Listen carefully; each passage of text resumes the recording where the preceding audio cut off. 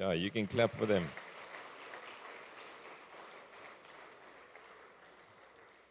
Sweet.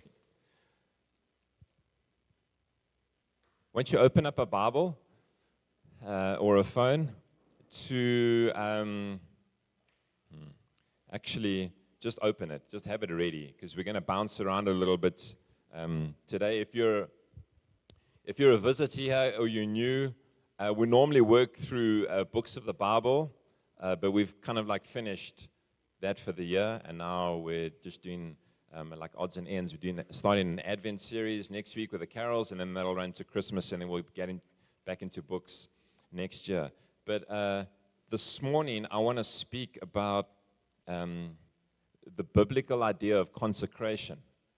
Now, I know some of you are thinking, why did I come to this church this morning? Like, seriously, what does consecration even mean? And that would be a good question, because it's not something that I would ever normally speak about. I'm giving you 1 minute of the backstory of how I ended up coming to this sermon. Okay, I was actually asked to speak at another church in Cape Town. And it's always a bit difficult when you get asked to speak in another church. They're like, just speak on whatever you want. I'm like, well, that's not very helpful. I'm going to spend like 2 weeks thinking, just tell me what you want me to speak on. And I didn't have a clue. They said, no, you figure it out. And I was walking there one afternoon. I walk around the dam most afternoons, and I was walking, praying, Lord, I don't have a clue what to say to these oaks. And literally, this doesn't happen to me often, but the Lord said, go and tell them, go and speak to them about consecration. And I was like, about what? It's like consecration is not a word we use in our home often. Maybe you do. We don't. It's not a word. I was like, I need to go and look this up. I need to go and do some research. And so I did. I went home, and I went on a deep dive on what the word consecration, what the idea is of it, and I then preached a message in Cape Town. While I was speaking in Cape Town, I felt the Lord say to me again, you're sharing this with them. You haven't shared this with the church where you are every week in and week out. They need to hear the same thing. Not that you need to hear this. We all need to hear this. While I'm speaking to you, I'm speaking to myself. And some of it came out of the series we did on Jude. If you were here in Jude talks a lot about false teachers and enduring to the end and not losing your way and all that kind of stuff, and kind of has really provoked me with a burden to make sure that all of us who would acknowledge Jesus as Lord faithfully follow all the way to the end. Here's the first passage that I find troubling and unsettling, and maybe you will as well. Jesus is speaking in Matthew 24. So some of these verses will be up on the screen behind me. If you don't have a Bible or a phone or whatever else, you'll be able to follow along with some of these things. Jesus speaking, he says, Matthew 24, verses 9 to 13, then they will hand you over to be persecuted and they will kill you. Yeah, that's Jesus' kind of like rallying cry to get more followers. You will be hated by all nations because of my name. Then many will fall away, betray one another and hate one another. Many false prophets will rise up and deceive many. And because lawlessness will multiply, the love of many will grow cold. But the one who endures to the end will be saved. And I read that actually in my own devotional time, and then as I was preparing for that talk on consecration, I came across this verse again, and it troubled me. Two of those sentences, or parts of sentences in verse 10 and verse 12, then many will fall away. Jesus is predicting what's going to happen in ahead in time, and there's lots of disagreement around exactly when this is happening. I still think we're kind of in this phase now, and I think it's going to just ramp up. Jesus' prediction, many will fall away. Verse 12, because lawlessness is going to multiply. Basically, the world's not going to get better. The world's going to get worse in some ways. That's a different kind of theology. The love of many, this is the bit, the love of many will grow cold. Those who did love Jesus, their love will grow cold. Let me translate it for you. Many people who are sitting next to you in this church or in another church you've been part of won't be there at the end. Their hearts will grow cold, and they will fall away, and they will wander away. That's what Jesus said. Then many will fall away. The love of, he didn't say a couple people, he says the love of many will grow cold. Because of lawlessness, it's just going to get tough to follow Jesus. So what's going to happen? A lot of people are just going to be like, phew, this is too tough. and their hearts will grow cold. That's a way of saying that their love for Jesus, that fiery willingness to follow him, is going to just evaporate and fade away. Hearts grow cold because of, Jesus says, because of persecution. Sometimes just the cost of following Jesus is tough. And some of you have got different stories. I know some of your stories. I know some of you, it costs more to follow Jesus. We were talking about this at our community group the other night. I actually think that in South Africa, it's quite easy to follow Jesus for the most part. Persecution is largely non-existent. Your work colleagues may think you're a dork, and your family may hate you, whatever else. But probably hate is a strong word. They maybe think you're deluded or crazy. Most of us, our families haven't cut ties. Most. Some have.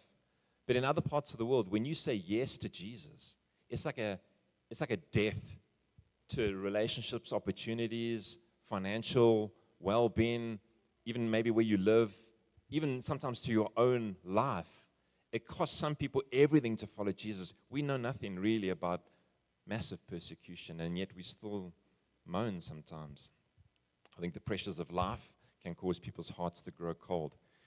Do you remember the story of Jesus with the parable of the seeds, talking about the sower, and he's going in and he's sowing seed, and it lands in a bunch of different places, and he explains what it means. When the disciples say, we don't understand what you're talking about, can you explain this? And he explains what he means by the seed landing in different places. And in Mark 4, verse 18, this is part of Jesus' explanation. He says, others are like seeds sown among thorns. These are the ones that hear the word, but three things: the worries of this age, the deceitfulness of wealth, and the desires for other things enter in and choke the word, and it becomes unfruitful. And I suppose I've lost track of how many people I know that have received the word with joy, and then these three things happen. The worries of this age, and that's a whole sermon we could do, but there's enough to worry about in this age that we live in. The worries of the age, the deceitfulness of wealth. Isn't that an amazing phrase that the Bible uses, the deceitfulness of wealth? You ask many people in our wonderful city of Joburg, what are you here for? What will make you happy? And it'll be like, I want to get rich.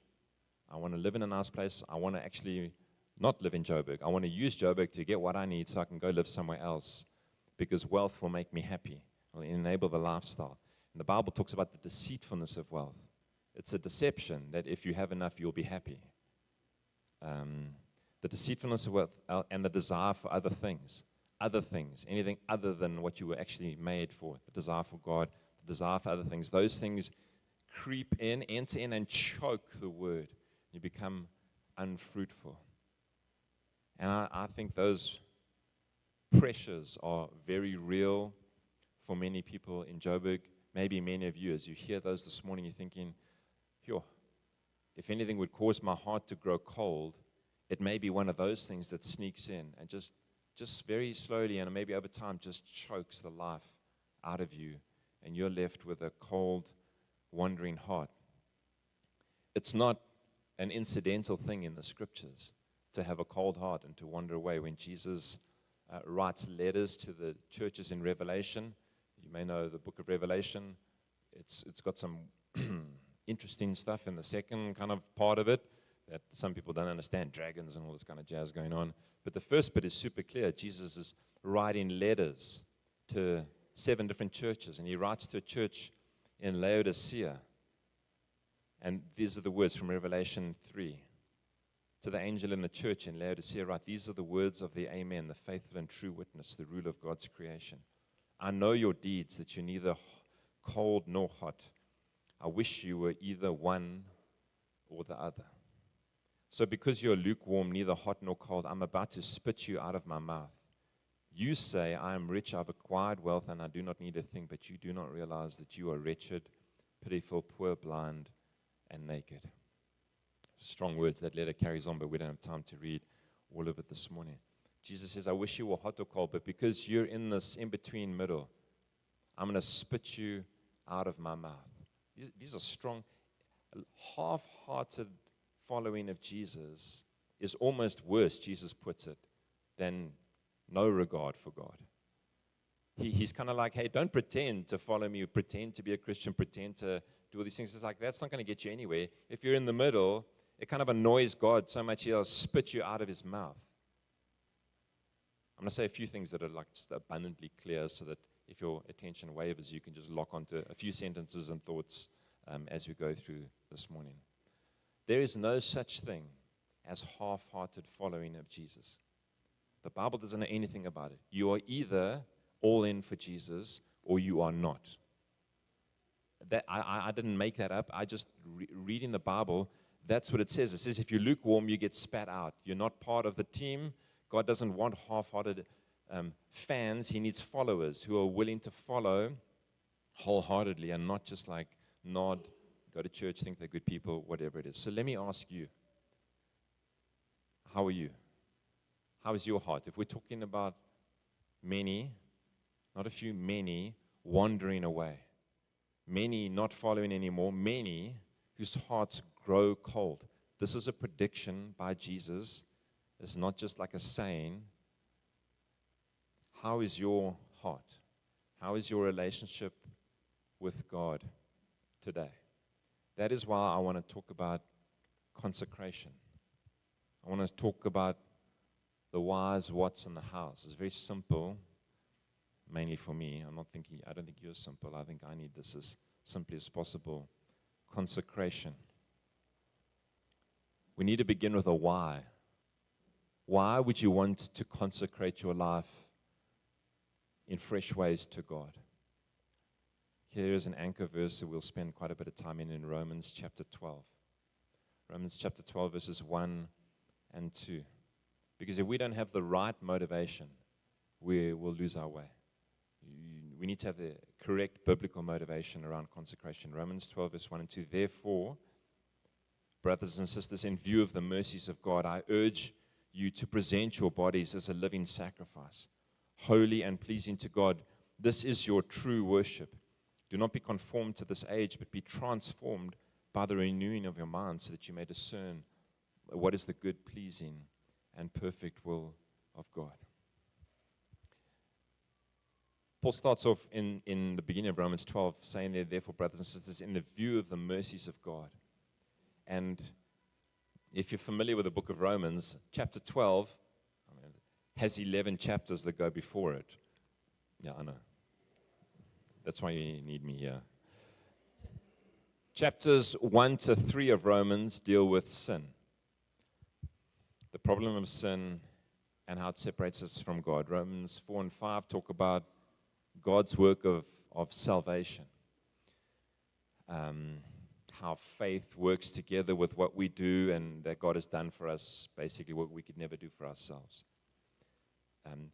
Romans chapters 6 to 8 talk about sanctification, once you're saved. Sanctification, the transformation in the life of a Christian, how you are changed from who you used to be to who God wants you to actually be.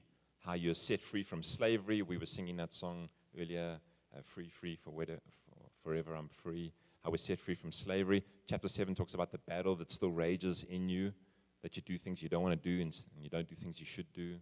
Are you familiar with that battle? Anyone? Somebody mumbled. The battle. Chapter 8 is just one of the most beautiful chapters in the Bible.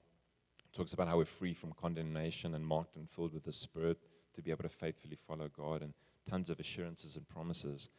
Chapters 9 to 11 talk about God's sovereign plan of salvation and how it relates to Gentiles and to the nation of Israel. So he's been speaking now for 11 chapters. He gets to chapter 12 and he says, therefore, in view of the mercies of God, in view of 11 chapters of what I've trying to be explaining to you guys about how rich God's mercy is, I urge you to offer your bodies as a living sacrifice. I just want to say this. Consecration makes perfect logical sense in view of the mercy of God. When you come to understand just how merciful God has been to you and to the world, it's abundantly clear and the most logical and clear thing to say to God, absolutely, all of me for all my days, all is yours. Absolutely. It's not like this next level thing that you unlock, or like this secret tier of Christianity that's like, these are the consecrated few. and there's also the B team kind of believers. It's just like everyone would see the extravagant mercy of God and be like, yeah, absolutely, 100%.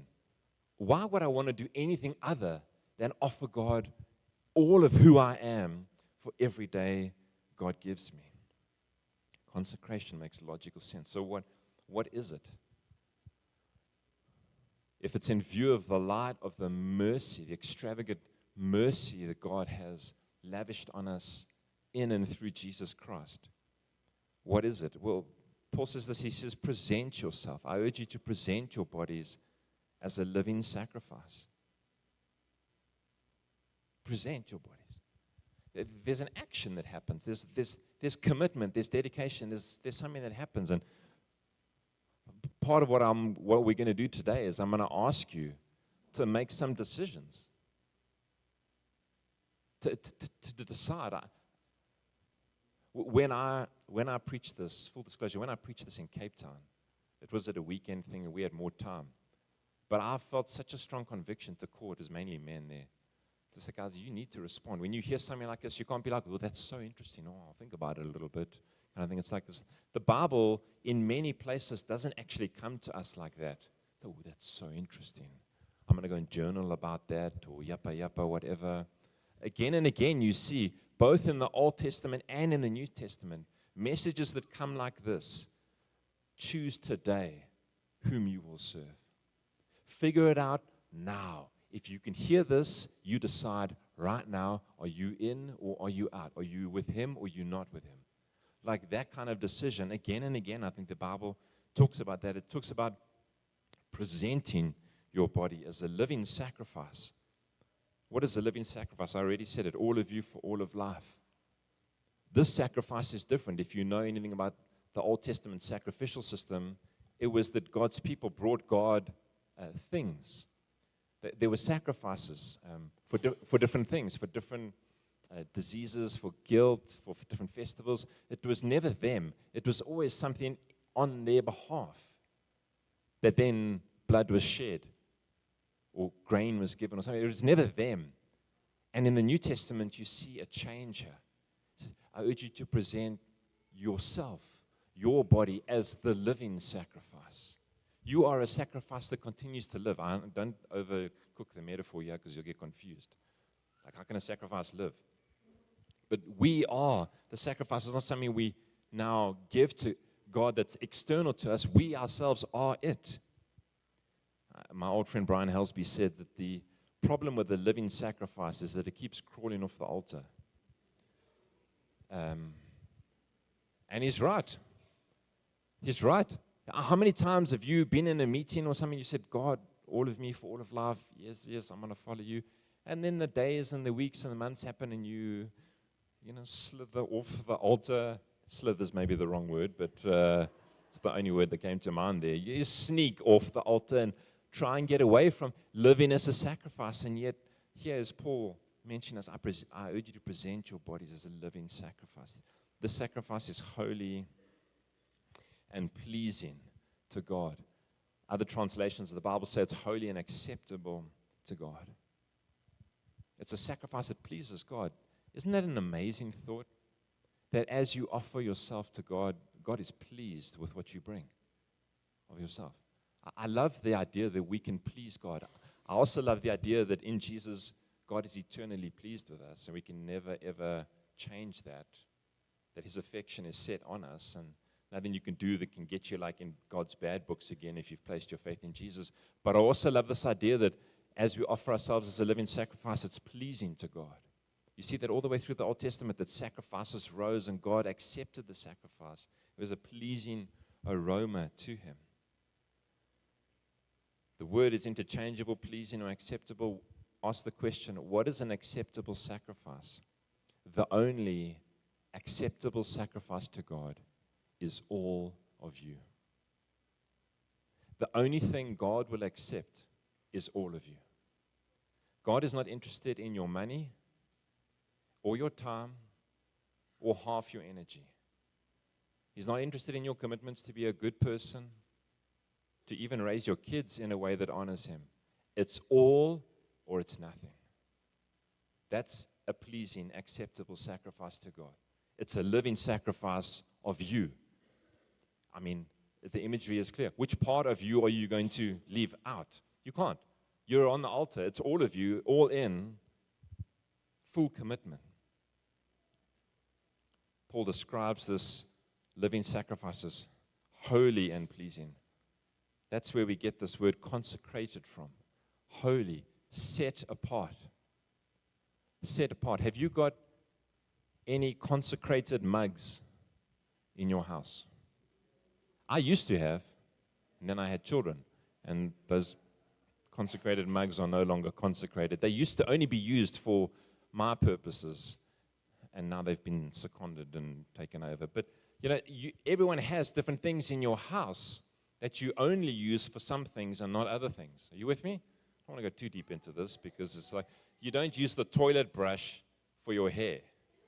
You shouldn't use the toilet brush. I mean, that's free advice, Often if you're a parent, if you've got a dog, every parent's had their kid brushing the dog with a toilet brush, and you've had to wash child, dog, and burn the brush, and just start again with the day. Things like that happen. We have separate things in the house, and in 2 Timothy, Paul actually talks to Timothy about this. He says, hey, in your house, you've got stuff you use for this that you don't use for that. And the same thing was true in the temple. There were consecrated items that were given to the temple. They were only to be used there. They were set apart. They were holy. They were different. Some of them were just normal household implements, like a spoon. They would use that in the temple, but it wasn't like the other spoons. This was a consecrated, holy spoon, and it only got used for the purposes of God. That is your life. That is your life when you become a believer. You are set apart. You are consecrated. You are made holy. You are no longer to live for what would be called profane, the normal, the worldly. God has taken you and changed you. You're no longer, to keep writing out there, you're no longer a normal spoon. You're now a consecrated holy spoon. And you have holy purposes alone. You have no business doing normal spoon things. You're just meant to be in, and when I say the purposes of God, I don't mean quit your job, go and volunteer for the church. I mean that your life is lived as a living sacrifice with Him. Consecration is this idea that you're not normal. You're set apart. God has set you apart. You are different. You're different to the world. You're different to other people. God has done it. Let's drill into this. I'm indebted to John Tyson. He helped me with some of these thoughts when I heard him once. He said that there's three things that you consecrate to. He said you consecrate to a person. It's a commitment to Jesus, not to a community. Not to a community. I was having this discussion with my son the other day. He's having a chat with some guy, Jim, who's part of a church where it's all about the church. You belong to the church. That mate won't even come visit our church because we're not part of that church. It's all about the church. And I'm like, ask him what he thinks about Jesus. Because friends, what we are consecrated to is a person.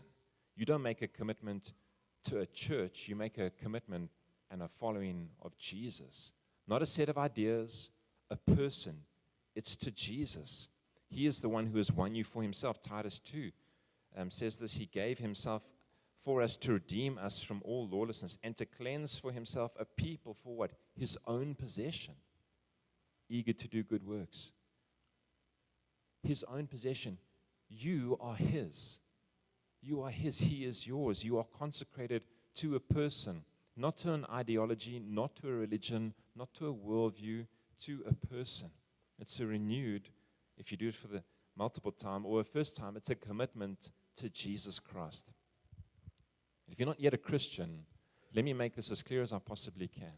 Becoming a Christian doesn't mean that you know every objection, that all of your questions are answered, that you like every Christian, yada, yada, yada. It simply means this, that you have investigated or it's been made clear in your head and your heart that following Jesus is what you need to do. that alone in Him there is life and forgiveness.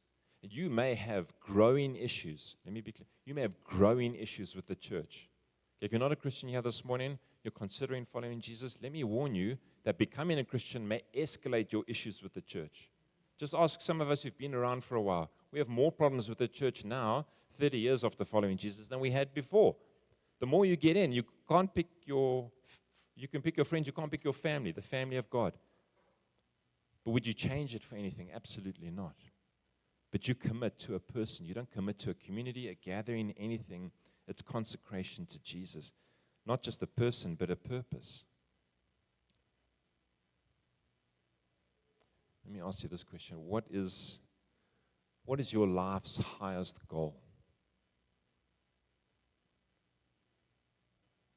Why are you alive? If you can't answer that question, you have homework to do. Genuinely. I know this might sound a bit heavy for Sunday morning, but if you can't answer that question of why you are alive, what is the ultimate supreme goal of your life, then you're just muddling it through. You're making it up as you go. You don't have a clue why you're here. You're just bouncing off the walls.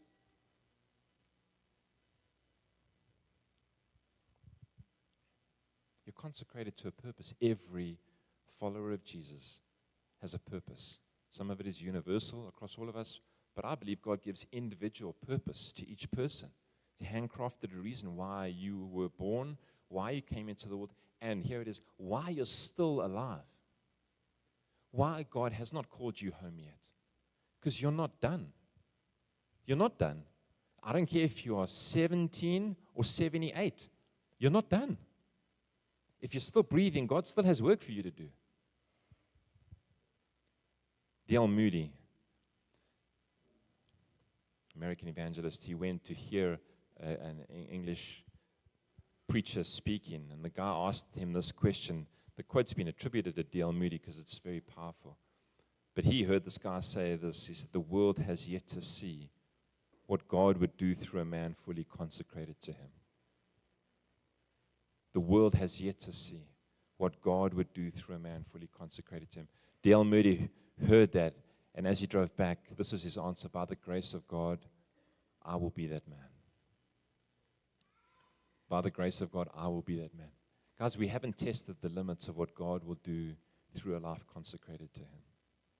You have dabbled, all of us have dabbled in the shallows of what commitment to Christ actually means. And I wonder, and as I was praying through this and our church directory this week, I was wondering through your names and thinking, I wonder what God would do through your life. Fully consecrated to Him. Full commitment to Him. Nothing held back. No playing games with Him. No holding your finances, your comfort, anything back. All in. All in. I wonder what God would do. I wonder what God would do. Consecrated for a purpose, consecration for power is the third thing. You need power to live a life that follows Jesus. You need the Holy Spirit's power. We talk about Spirit-empowered churches, Spirit-empowered following of Jesus. You need the power of the Spirit. I am ongoingly amazed at my own propensity and what I see around me in our city of people's commitment to their hobbies. Be it fitness or whatever else. The meticulous preparation to run marathons and do other sporting events and to plan holidays. I spoke about this a few weeks ago, I think. It's meticulous. It takes up time. People are so focused on it. We have so much fervor and zeal for things other than God so often. And I'm not pointing a finger, I'm pointing at myself. I think we all feel this together. It's like we get so excited about things that got nothing to do with God. And yet I think consecration is connected to power. God entrusts power to faithful men and women. God entrusts His power to faithful men and women. Let me put it in a simpler, more crude way. You don't give power tools to toddlers. You don't give power tools to toddlers. If you want to know and experience the power of God at work in your life, your character needs to be shaped sufficiently by God that God can entrust His power into your life. Is God not giving you a power tool because your character is the measure of a toddler? If you want to significantly influence the world, the thing that needs transformation is your character. God will not entrust power tools to toddlers. And yet we desperately need power in the church. If there's one thing the Church of Jesus Christ lacks, it's the authentic, overflowing power of the Spirit working in and through its members who are fully consecrated to Him. What the world would look like if God's people yielded their lives to Him in consecration and said, God, would you do in me and through me whatever you want? It's not about me. You're exactly like me. You'll have a great plan for your life. Guys, I just want to disillusion you that your plan for your life means peanuts. And it should mean peanuts. That shouldn't be your question. Your question should be, God, what is your will for my life? What do you want to do with my life? How would you take glory to your name from my life? What would it be through? For some, it's just through sickness and suffering, and God showing His grace and faithfulness all the way to the end for people like that. That's what happens for some people. Just go and read Hebrews. Some of them were sawn in too.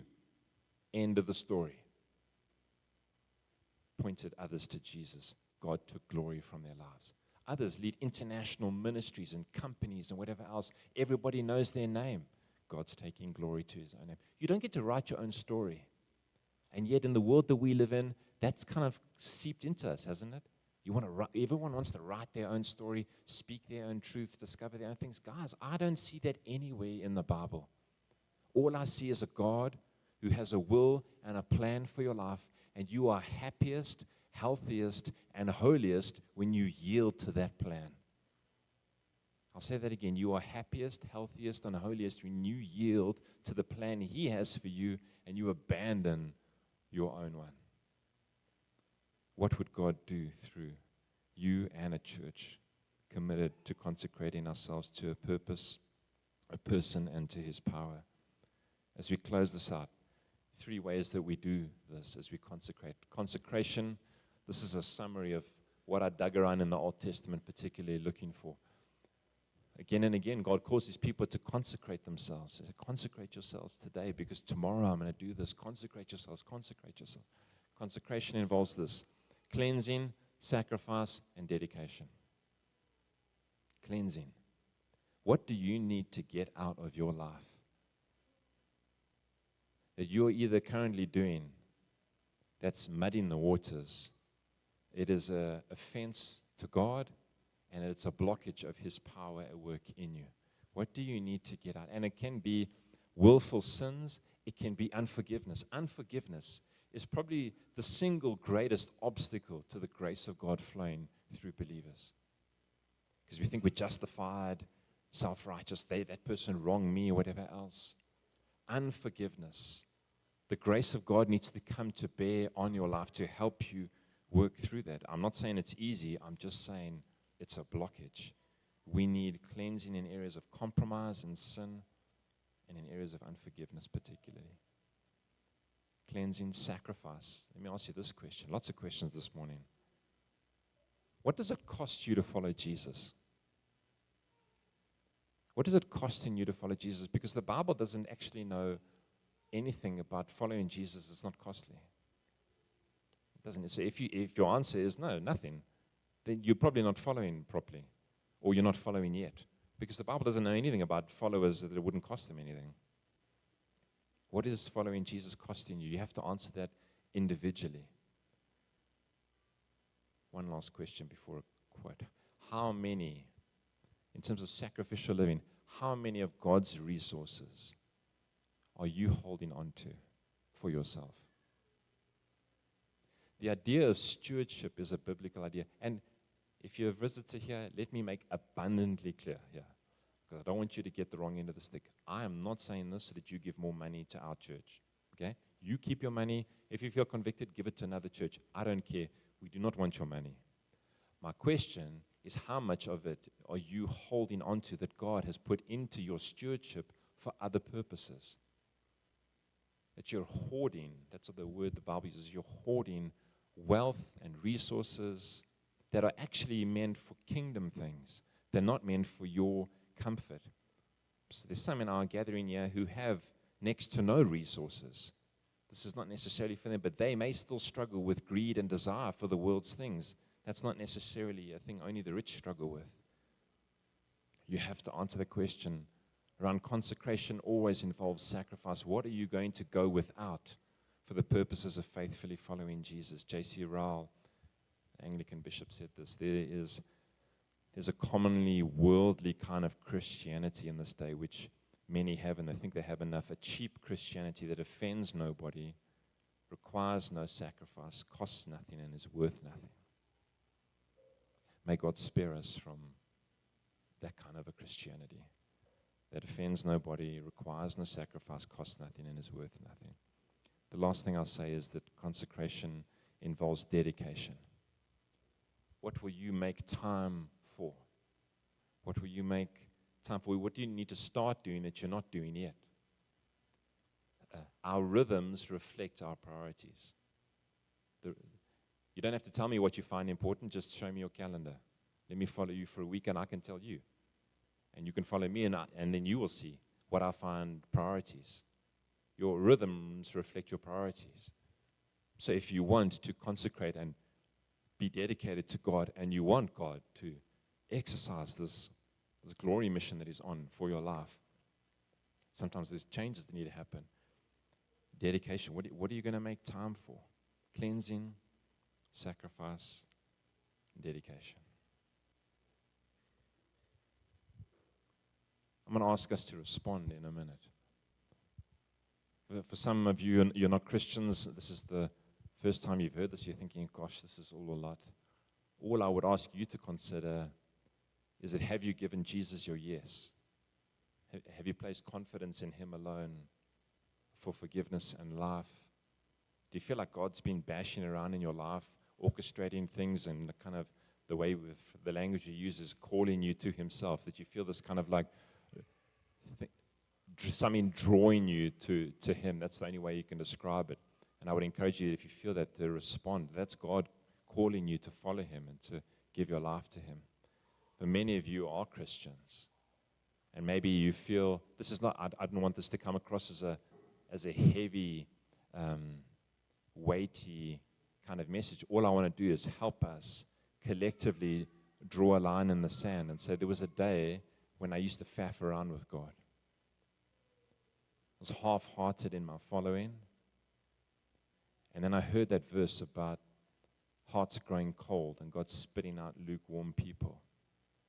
And God arrested something in me and gave me grace to say, I'm all in on this thing. I'm not stuffing around here. I'm not half-hearted. God's not interested in that. God, I wonder what you would do through my life if it was fully consecrated, fully committed to you.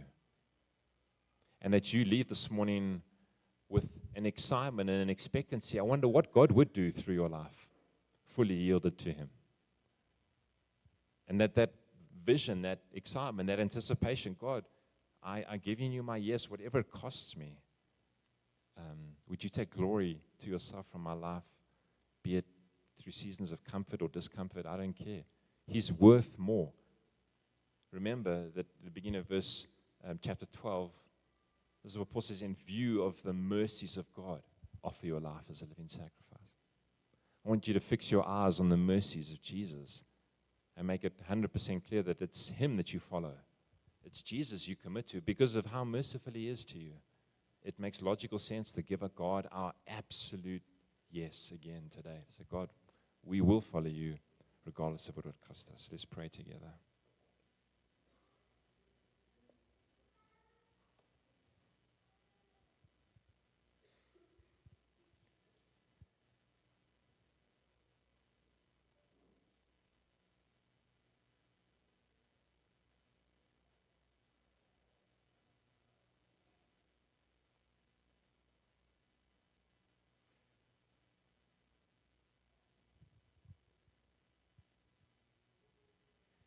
Father, your word says that it's in it's in view of your mercy